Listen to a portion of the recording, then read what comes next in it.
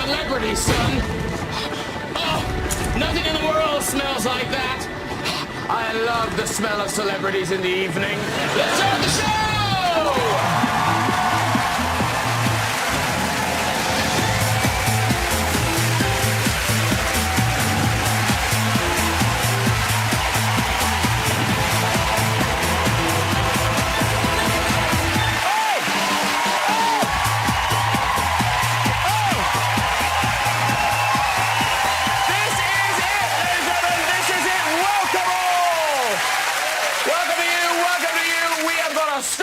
Lineup for you tonight. That is one lucky sofa. Oscar winner, star of Apocalypse Now and The Godfather, Robert Duvall is on our show. Yeah. He's Iron Man and Sherlock Holmes. Robert Downey Jr. is here. Yeah. Actor, writer, all-round brain box, Stephen Fry is joining us. Gentlemen, the biggest band in the world, U2, are here. I know. U2, they're here. Yeah. And don't worry, they won't just be performing over there. They will be having a proper chat on the sofa as well. So, what a film career Robert Duvall has had. He was, of course, Oscar nominated for his role in The Godfather. Famous, yes. Full of so many great lines like, I'm going to make him an offer he can't refuse. Mind you, I've had an offer like that. Yeah, I mean, 3 bottles for a tenner. You can't pass that up, can you? Delicious. Robert Downey Jr., famous, of course, as Iron Man. Yeah. And you do wonder, do those jetpacks have brakes? No, they don't. And listen, U2, biggest band, they are joining us. Of course, Bono has met all the world's great statesmen, Bill Clinton, Nelson Mandela, even Nick Clegg, ladies and gentlemen. Oh, Bono looks thrilled, doesn't he? He looks really excited. You two are so famous, they've even had a street named after them. Yeah, they have. U2 Way. A few other acts have also had that honour. There was one named after one of the Beatles. Yeah. And even Justin Bieber's had a road named after him. So, let's get some guests on! Later there is kind of music with a mighty U2, but first, here it is, quite interesting, it's Mr. Stephen Fry!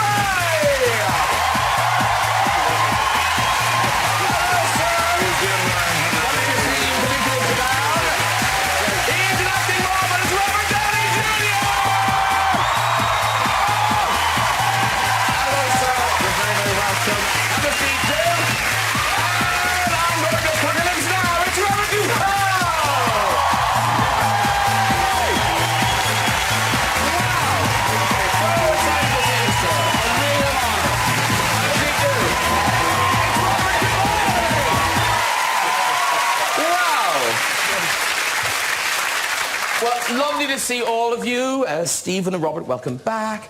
And Mr. Duvall, it's confusing to the two Roberts. Are you a Robert? Are you a Bob? A Bobby? A Bodge, too. My brother couldn't say Bobby, so I was Bodge until I grew up, and then they started calling me Bobby. Bobby. So I have a lot of nicknames in my family. And I hate to start with an apology, but sorry for doing the Apocalypse Now thing, because do people come up to you about that all the time? All the time, all the time. I do it a little better than you do. Yes, it does. Yes, you should. No, you did good, you did good. You did good. Do people say it to you, or do they want you to say it to them? Well, they come up as if they're the only one in the world that knows it, and I'm the only one. Because Robert Downey Jr., that's your name, I'll use it. Or Bodge. Because of the kind of the iconic roles you had, what are the things that people want you to say? Let me think. I don't know, like, sure, we'll take a selfie. And Stephen, do you get things? It's usually bad. It's quite easy to remember. I think I always, maybe this is when I first knew I was gay, was I thought the line was, I love the smell of lip balm in the morning. I think it works better. let's be honest. It's more universal. Yeah, isn't it? And obviously, Robert and Bobby, you're here to talk about The Judge, the movie you're in together. Right. But in fact, both of you have worked with Stephen. Clearly, you guys are Sherlock, in Sherlock. What do we do together? Cast your mind back to a civil action. Do you remember it? Oh, yeah. You cross-examined me in court. John Lithgow was the judge. That was a pretty big movie. This is a bigger one. I mean, Yes! Oh, The Judge is way better. Yeah. no, not better, bigger. The biggest one I've been in centuries. It also has to be said, Bob, do you remember a movie called The Paper that you did, a Ron Howard movie? Yeah. You did the best hemorrhoid acting I've ever seen. Do you remember your character had hemorrhoids? Every time you sat down, I forgot. You winced. It was brilliant. Was that part of the script? Or was No, I think it was you. It might have been me. But what's odd is this true that even after you'd worked with Robert, was it 2 times, you still didn't recognize him? Well, he's cleaned up. He looks great now.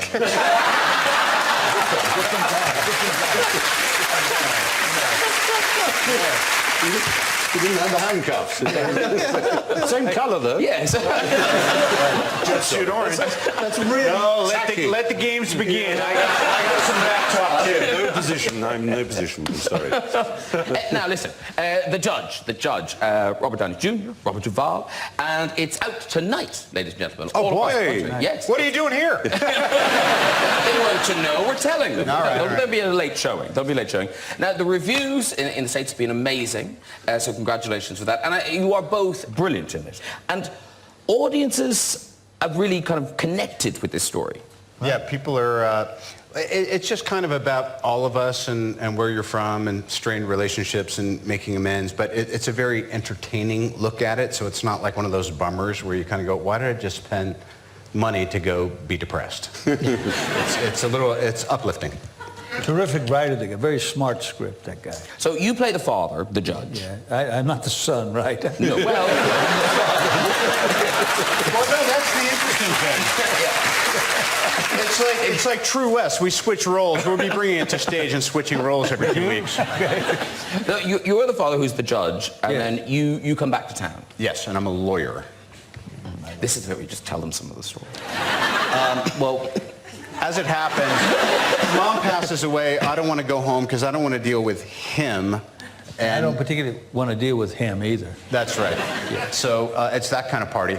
And then something happens where I wind up having to stay in town to defend him, but he doesn't want me to defend him, but the guy he hires really shouldn't be defending him.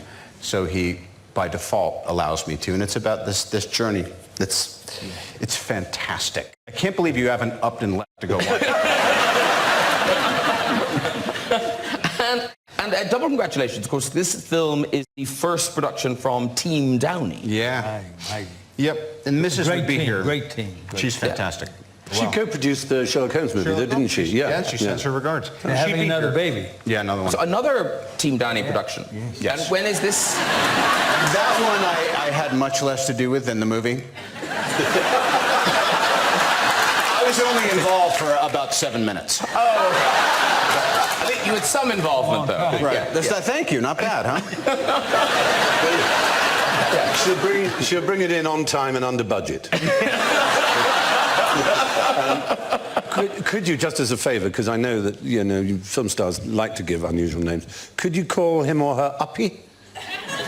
Uppy Downey? It'd be so sweet. Wouldn't that be nice? No? Okay. But you know it's a girl already, don't you? We do. Yeah. You've had a preview. Yes. Amazing technology these days. Yeah, we do. But when is it? So is it happening any second now? November 11th. Oh, wow.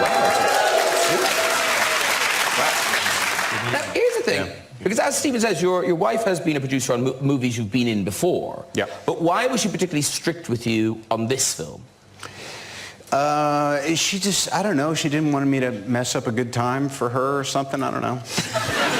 What do you normally probably do. What was she trying to stop you doing? She said, I don't want you to, well, Mr. Fry would know from our Sherlock experiences. I usually don't like to shoot anything that's written down as the script. I have a strange condition. I'm allergic to paper. If you write something down and say, this is what we're shooting today, I don't want to do it. But like Bobby was saying, the script was actually really good. And she said, please don't get all creative and try to rewrite every scene. She goes, I will knock you out in front of 75 people. All right, listen, we're going to watch a clip. This is you, Bobby, and your 3 sons in a car discussing the trial that you're involved in. Right.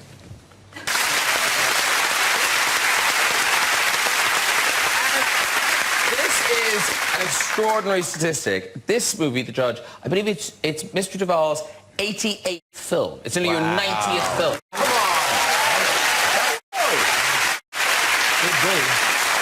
That's incredible. This is better than a lot of them. But there's no hint of slowing down. There's no taking a break in your life.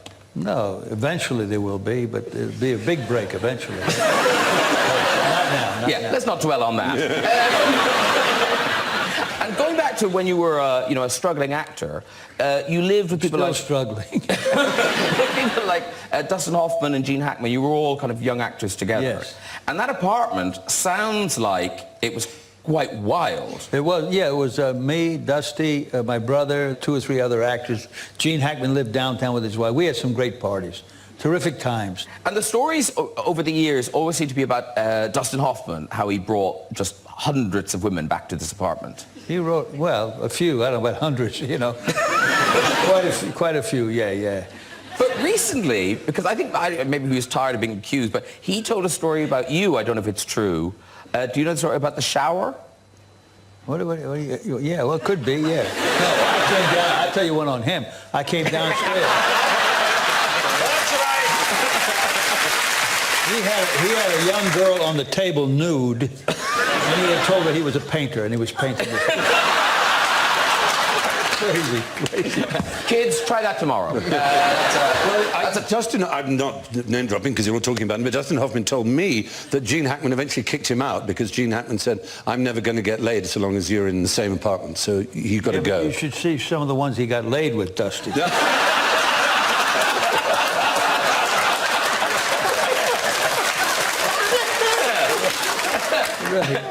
And listen, while we've got you here, we've got to mention The Godfather. Yes. Yes. I think a lot of people assume that Marlon Brando was a very kind of serious figure, but the two of you seem to have a lot of fun on set. A lot of fun, especially with Jimmy Caan. Jimmy is he and Bill Murray are the 2 funniest guys I ever worked with. And Jimmy would tell a joke. It would take Brando 3 seconds to catch on, and he would go like that.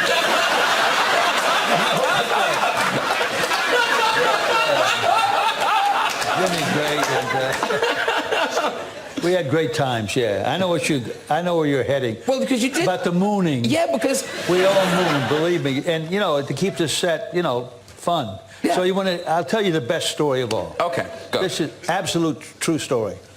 We're in Staten Island at the wedding, and Brando, he gave out belts at the end for championship belts of mooning. He went for his belt, I went for my belt, and Coppola said, come on now, there are women and children, but he kept going, I kept going.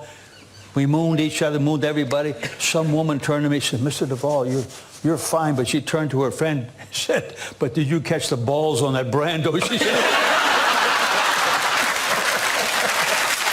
true story.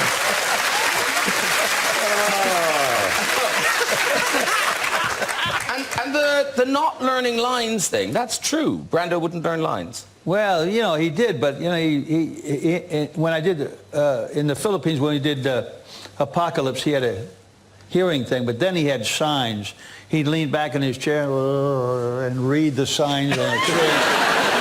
And we took the words away, put a wedding invitation there. So they had to say cut, and we started again.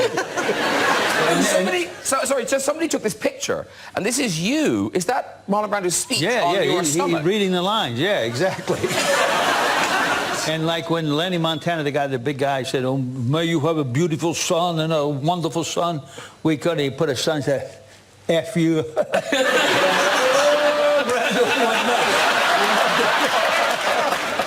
But, you know, and Coppola would say, come on, guys, we got to be serious. But, you know, he liked it because it kept things relaxed. We did a little of that on the... May it be a masculine child. Yes. That's the line, isn't it? Is it true that you know all the lines? Just about every line, from I Believe in America, I Love America, yeah. And you're not a wartime consigliere, Tom. Yeah. You're out, Tom. God, rather than... He's still alive. We hit him with 6 shots. And he's still alive. Well, it's bad luck for you and it's bad luck for Sonny if you don't make that deal tonight. Sorry. I know. What's so great is the Tom Hagen character is actually really wonderful because he's taken in by the Corleone family. Yeah, but I can't, as the actor, I couldn't step over, and as the character, he couldn't step, he'd never really be a member of the family. No, that's right. That was the... Never really, you know. And you were always fighting and saying, so you can't just kill a man like that. And Al Pacino says, if history teaches us one thing, it's that anyone could be killed. Yeah, nice. Yeah. Well, that's lovely. Yeah. Really cheers up on a Friday night. Thank you so much. Yeah, after a hard week, I'll just settle down and watch the Graham Norton show. Great. Listen, Stephen Fry, sir.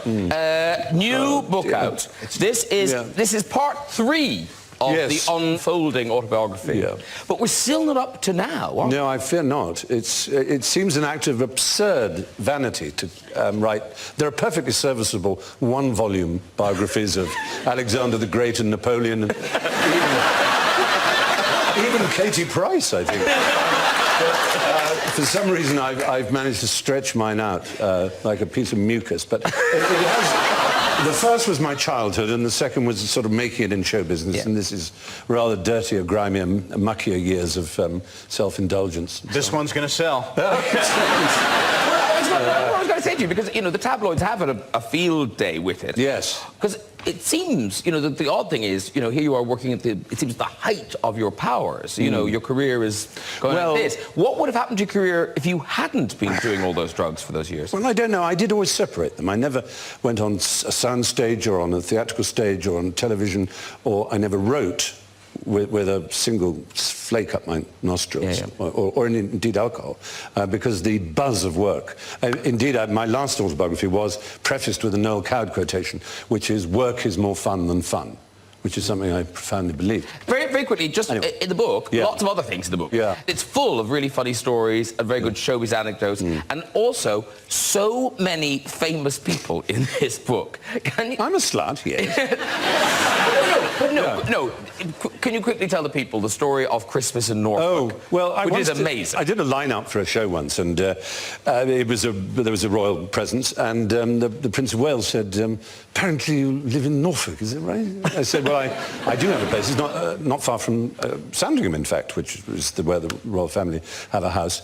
And he said, oh, wonderful. I said, you should come visit me for Christmas. He said, that'd be lovely, lovely, lovely idea. Of course, I thought no more about it. And that Christmas, I had a real house full of friends, about 14 people, all squeezed together. And I'm a very early riser. I'm very much a lark, not an owl. And so I was up, and I was making eggs Benedict, I remember distinctly. And hollandaise sauce is a very, you know, you have to concentrate. You get the melted butter into the egg yolk. You have to really thin, steady stream. The phone went. So I was going, somebody answer that! Please, somebody! Well, no, all the 14 people showering, shagging, whatever they were doing. and nobody was on. So I picked up the phone. Yes! They went, can I speak to Stephen Fry, please? And I said, yes, this is he. And he said, this is Prince of Wales here. And it was my brain, a little part of my brain sent a signal to say, oh, fuck off, Rory. Then another part, because you always know when it's someone real, another part just overtook it and went, oh, hello, sir. He said, I was wondering about taking you up for that offer for tea. I said, well, that would be wonderful. When would you like? When's convenient for you? He said, well, what about New Year's Day? So I said, well, that would be fine. So I kind of put the phone down and thought, right. So I went into the hall and I shouted, a bit like Rick in The Young Ones, house meeting! And everybody sort of appeared at the top of stairheads, and I said, the Prince of Wales is coming for tea. And then everybody went, oh, my God. And then there was this fantastic sight, which I could have I mean, I could have photographed, I should have done, of everybody. I mean, Hugh Laurie hoovering the carpet. You know, things like so we're all making tea, all getting ready, the fire's burning, everything's completely ready. And we're all peeping out of the curtains like pathetic children, like that. And all these cars passing, and then eventually, 2 cars, crunch, everybody just disappeared except me. So the doorbell goes, and I think, I must play it cool. Otherwise he'll think I'm really uncool. And so I count to 15 and the bell goes again and I open it and he goes, oh, hello, I hope you don't mind, I brought my wife. And there's Princess Diana comes out of the shadows and he goes, hello, Stephen. And I go, hello. And everybody comes down and we have this tea party and it's fantastic. And she's wearing cowboy boots, which suits her very well. He's not wearing car boots, which suits him very well. It all goes fantastically. Everybody's having a great time. And then they go, and he says, thank you, everybody, says goodbye. And she holds in the doorway, and she says, I'm sorry we're going, but I'm quite glad we're going early, because it's Spitting Image on tonight. And I'm going to watch it in my room. They hate it, of course, but I love it. That's her. Well, it's a great story, and lots of other great stories in your book, More Fool Me. But speaking of royalty, as we were, we have some very special musical guests tonight. Before they come over and chat with us, they're going to perform their current single, The Miracle of Joey Ramone. Please welcome the biggest band in the world, U2! Come over and join me, guys! Come and say hi! Come and say hi! Come on over! Good, U2! Good, U2! Here you go!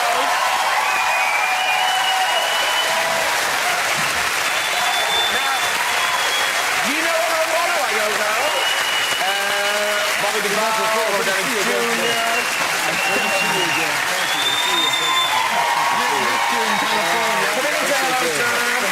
This is Larry. Robert. Are you in the down on the crack there? God, it's like, honestly, it's like boarding an Ryan flight. Get in there now, you're great. You okay? Yeah, no, but they have bathrooms here. Yeah. Unlike do you need to go? Oh, I see on the Ryanair. You needed to go. Ever. He's so cool. So now, have you guys all met U2 before? Yes. Once. Keep meeting Bono at funerals, very sadly. Clement Freud's at right next to you, and then at Steve Jobs's at Stanford. Yeah. Wow, you were determined to bring us down tonight. Yeah, I'm sorry. No. It's like, everything's great, but hey, U2! Stephen, when we meet at the funerals, Stephen just says, it's not ours, though. There we come. Good news. Yes. Now, feast your eyes on this. Now, any kids watching? Oh, This gatefold, is it? is a long-playing record, everybody. It is a gatefold. No, it's a gatefold. Yeah. Look, there's the lads. Yeah. Yes. This is it. Songs of Innocence. And now, normally when bands come on, they're trying to flog an album. Right. But everyone's got it already. So it's like, what's the point? I mean, we're thrilled. We're here. It's for all the people who got very annoyed that it was given to them free. They now get to buy it. But no, but this is the madness. Bought this time yesterday, and that song's impregnated. I had to buy a special solution to take the song. But no, but isn't it true? In the midweek charts, it's number 4. Yeah. So Yes, but do they not know they've already got it? But they haven't got the vinyl. Okay. They haven't got the CD. But also, everyone gets it on the iTunes. Right. Who talked to who? Did you go to iTunes? Did iTunes come to you? We worked very hard on these songs and really believed in them, but we were scared they wouldn't, people wouldn't hear them, or, it's tricky these days, to be heard. And we've been around a while. Why would anyone want another U2 album? We kind of asked ourselves that question. And, no. Poor U2! Who has worse luck than U2? There is at the back of any performer. It's a heartbreaking story, Bono. Stopped the unforgettable fire.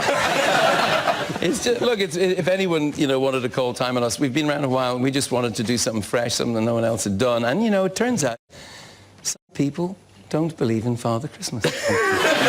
see Father Christmas in their lounge on Christmas morning. They just want the Father Christmas out. Good kicking. Good kicking. Adam, I think you didn't care either way, did you? No, I cared in as much as I knew that if we put it out the normal way, you know, records don't stay around the way they used to a few years ago. And these songs, I think, are like they're some of the best songs we've ever written, and to get them out this way digitally, it wasn't exactly a revolution, but we thought if we went to Apple, we would at least get paid, and Apple would give them free to their customers, which we thought was a good idea. I mean, there's a lot of people who were, you know, uninterested in U2 who are now, you know, mad at U2, which, as far as we're concerned, is an improvement in the relationship. This is a crazy thing. I did not know this till this afternoon, that your association with iTunes goes back quite a long way. Mm-hmm. Yes. So, you know, at the bottom in your iTunes, there's those little symbols, like there's music, there's artists, there's more, whatever. The symbol for artists, that's Bono. Yeah. Thank you. But I'm going to say, you look like you've got the biggest Adam's apple in the whole world. I think they just needed a big head for a little small symbol. Now, I don't want to fight, but I think most people, when they, you know, see U2, we think of it sort of as Bono's band. I've said it. Not the band. No, but it's not. It's Larry's band. True. Yes. Yeah. Yes. So when did you, like, when did he take over? You're presuming he has. Oh, he has. Well, about 5 minutes after I thought I'd taken over.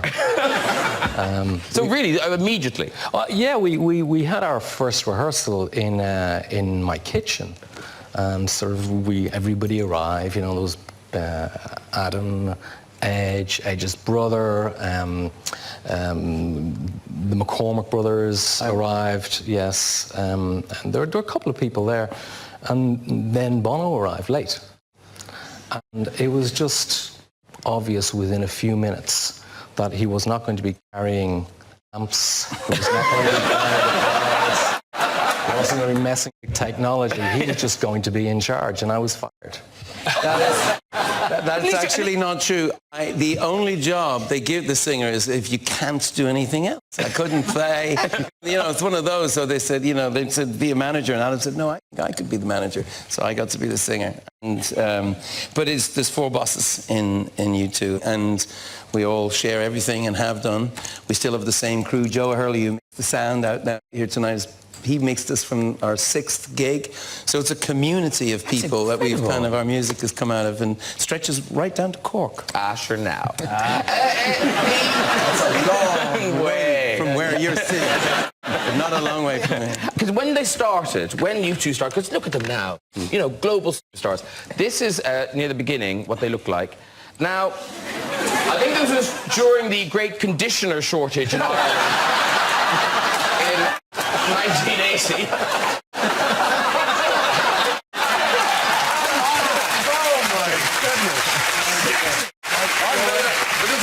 There's a better one. So, like, some of the publicity shots, the early publicity shots, I mean, it really does not suggest that success is in your future. Check this out. Like, how did they become successful? Oh, my goodness.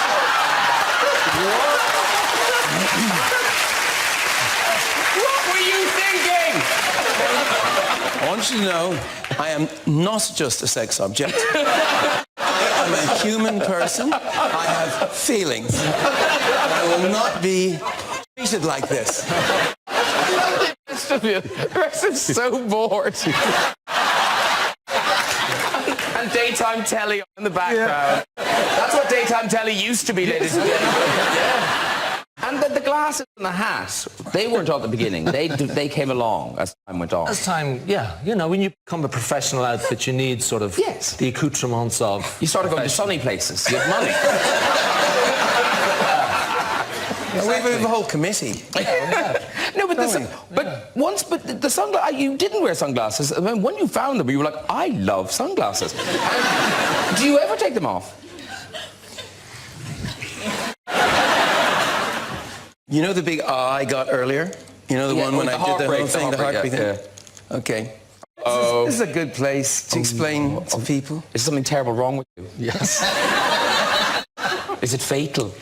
A lot of people might make a lot of people happy. No, I have glaucoma for the last 20 years. Okay. Can I say it didn't get a great R, did it? You were like, oh, that's right, with sunglasses. No, but seriously, Graham, you have no idea how this is messed with my life.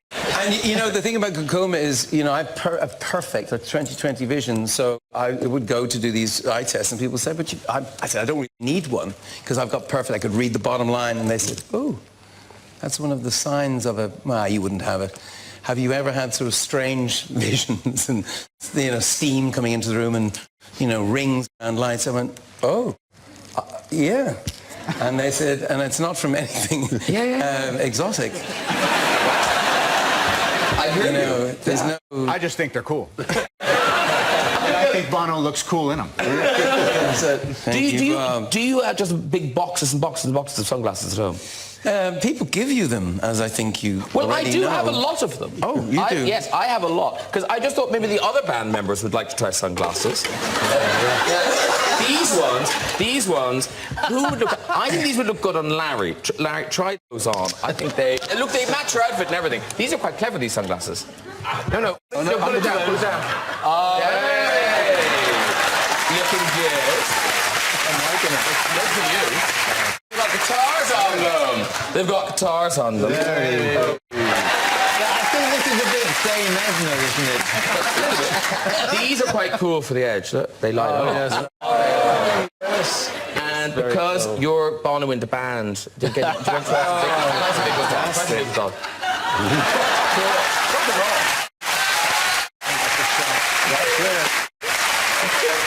You know there's a fly. That's a great. I love You genuinely like them, don't you? Yeah, definitely. You can see. I wouldn't mind doing a glass swap with Bob for a second. Thank you. It's about time. Just to see. I hope you'd... I thought you'd Oh, we never can ask. see your eyes for 1 second. Thank you. Look away, they're burning, they're burning! Got it. Very thoughtful. Cleverer. You do. See, once now you have this information, you're never going to be able to get it out of your head. You're just going to say, poor old blind Bono. Would you not help Bono onto the stage? And there you are, after giving him a kicking on Christmas morning.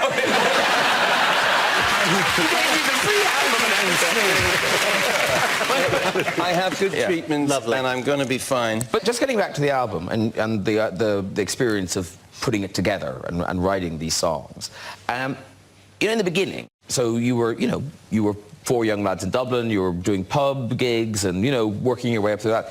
Now, with the stadiums behind you and all the production in an album like this, when you're writing a song, do you still kind of think back to those core things about, like, would this song work with just, you know, if we were just in the back of a pub? Yeah. On this album, I think we really did go after what you would call the classic songwriting songs. We put aside some of the things that on previous records we'd been playing around with, which is the sonic textures, and we went back to what's a classic song? What's a song that you could imagine other people covering that will be around in 10 years, 20 years, or a song you could do in a pub?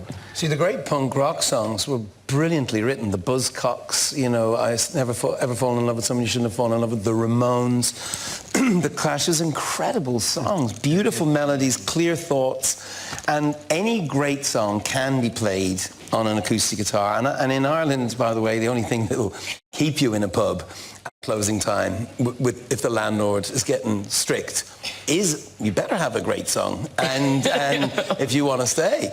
And so we never did have any on that level. Seriously, I mean, they'd say, Where the streets have known. it didn't quite work like that, but some of these do. But so if I gave you a guitar now, could you give us just a taste of another track from the album? Like, the guitars are here. Can somebody bring over? I'm just making this happen. Can somebody bring over some guitar? Don't you want to put somebody in a chair? You want to do the No, there's no time. There's no time for the chair. So we'll do a song? Yes, we want you to do a song. We want you to do a song. It's been a long time since you got I need a microphone if you had one. Oh, there's one here. Is that good? Oh, sorry. Oh. Are you just pleased to see me? Very pleased to see you. All the songs on the album are first journeys, like first time to London, first time to LA, first time to fall in love, first all these experiences. And the first time you fall in love is sometimes messy. And so this is called Song for Someone.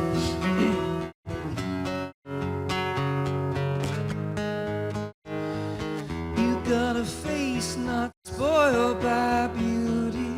I have some scars from where I've been. You got eyes that can see right through me.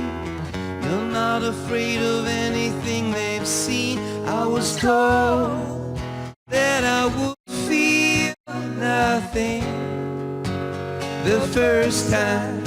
I don't know how these cuts heal, but in you I found a right.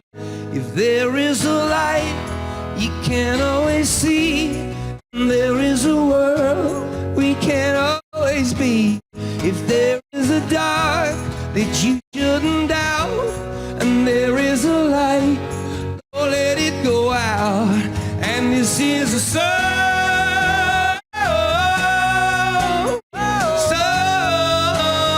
someone. This is a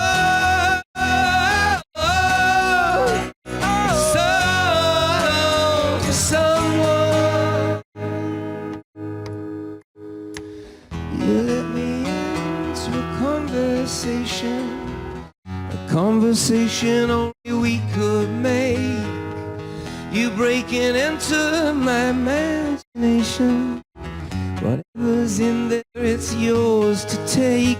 I was told I'd feel nothing the first time. You were slow to heal, but this could be the night.